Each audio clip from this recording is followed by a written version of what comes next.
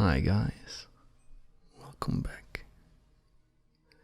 So I've had some requests to do a video on a different game than chess, and one of my friends suggested that I might be good at StarCraft based on my understanding of chess.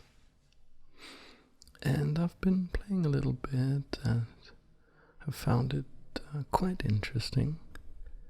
So now I'll try to do a live commentary video and, well, let's just see how it goes. I hope that I can provide some meaningful commentary, but I'll have to ask for your patience, as StarCraft seems to involve a lot of decisions all the time, meaning that I may not be able to express my thoughts coherently.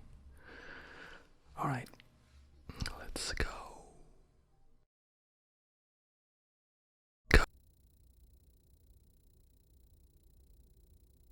Alright, so I found the game. And I can see this is one of these maps with only 2 spawn points, so it will be completely symmetrical. And I can see my opponent even plays the same army as I do, so it's a lot like chess so far. Like chess, StarCraft has openings, and I play the Sicilian defense in chess, which tends to lead to a sharp middle game, which is my psychological preference. A big difference, of course, between chess and StarCraft is that of perfect information versus the fog of war. In chess, I know what my opponent is doing, but here I don't. So in order to find out how to respond to my opponent's opening, I must know what it is. So I'll send this overlord down to his possible expansion base.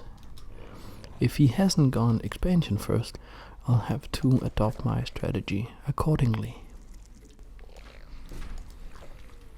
If, on the other hand, if I go for an expansion first, in order to secure an economical lead, my opponent may be forced into attacking me, so he won't fall behind on resources.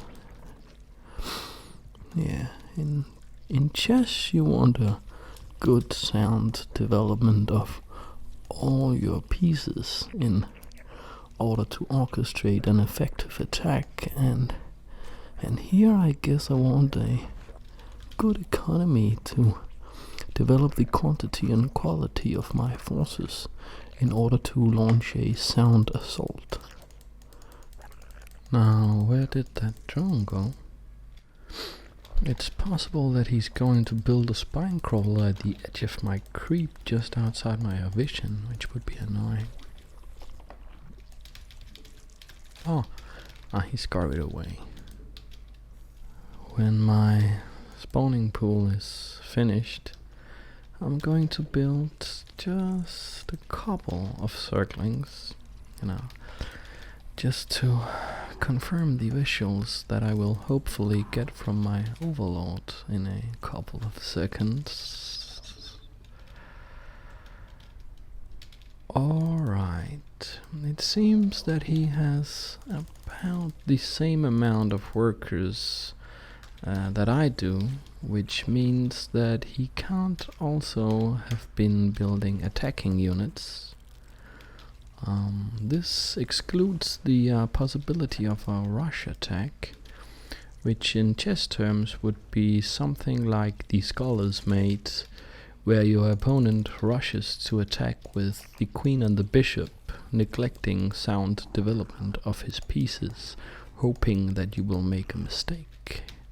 I can also see that he's building an expansion. I have already finished my own expansion. He must have built a spawning pool first. That's why he's late. So this opening is a bit conservative. It reminds me somewhat of the Berlin defense in chess, famously used by Grandmaster Vladimir Kramnik to draw games with black whenever the tournament situation called for it. I think that all this means that I should be entering the next phase of the game with a economical advantage. Quite pleased with the opening so far. I'm trying to stay only a little ahead economically. In chess terminology, we talk about greed, referring to a player's tendency to overestimate the importance of material. And I've actually found that principle quite applicable here, in that I do want to be ahead in resources, but not at the expense of defensive units, which would leave me vulnerable to an attack, you know. Therefore, I try to have, a few more workers than my opponent, but nothing more. This is also why I'm scouting his expansion constantly, to ensure that I won't get too greedy.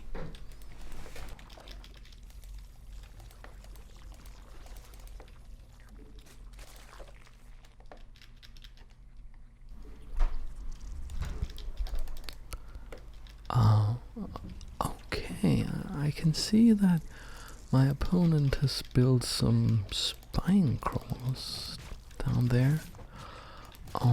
That is to say, some static defense.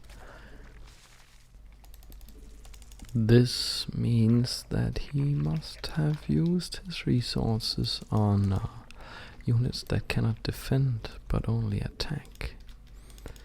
In other words, that would be air units. So I think I'm going to build some anti-air cannons in my bases.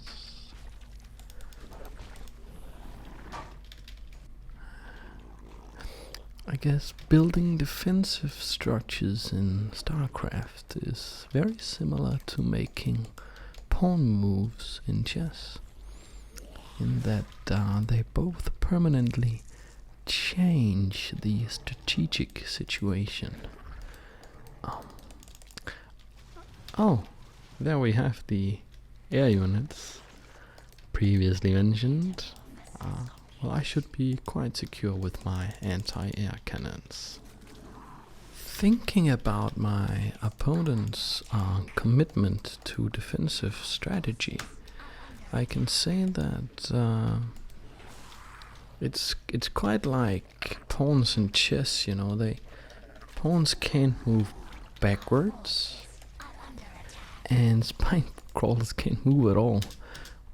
So they both commit you to a certain strategy. In this case, by using resources on static defense, my opponent cannot also have enough minerals to create mobile units. Except for harassment units like these mutalisks. This is why I was able to expand once again, as I know I am unlikely to be attacked by anything stronger than this. I guess on a theoretical level, you could say that I'm utilizing a dynamic tactic to counter his static strategy. I have 3 bases, while he only has 2. And furthermore, he has very few mobile units that could attack my superior base count. I think that it's fair to say that I'm winning at this point, since his static strategy has left no room for him to develop his game further, while my sound economy and flexible strategy should allow me to adapt to whatever situation he could produce. I must focus on not allowing him to get a third base. That's key. Thereby, he could get counterplay. When I have the advantage in chess, I always try to keep it. It's all about knowing what the essence of the advantage is, understanding what the advantage really is, because in that way I will understand what the opponent must do to counteract it.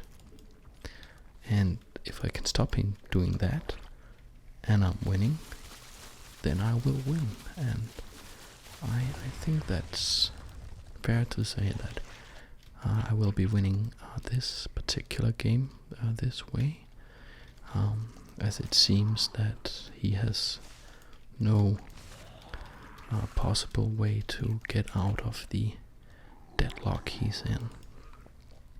His only winning idea at this point would be a base trade, I guess, which is, ignoring my main army and instead going for an all-out assault on my base. I've reached the magic number, which is not 3 but 200. 200 supply, meaning that I can't build any more units.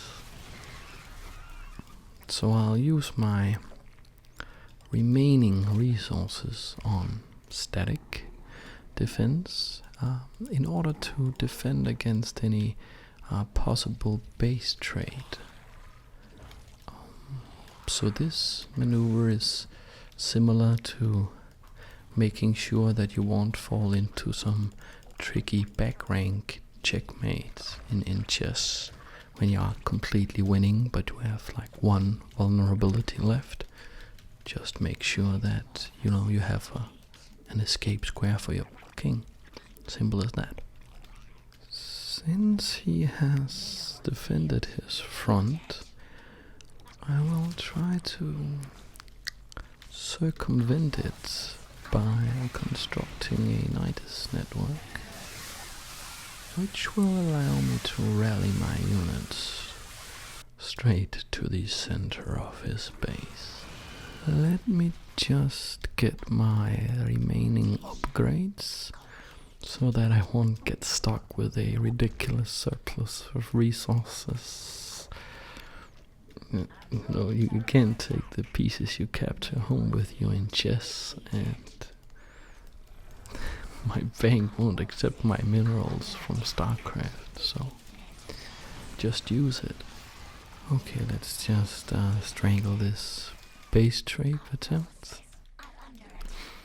Yeah, so he quit. Thanks for the game. Alright, I think that went reasonably well, actually. So, if you have some feedback or anything, you're very welcome to leave it in the comments. Yeah.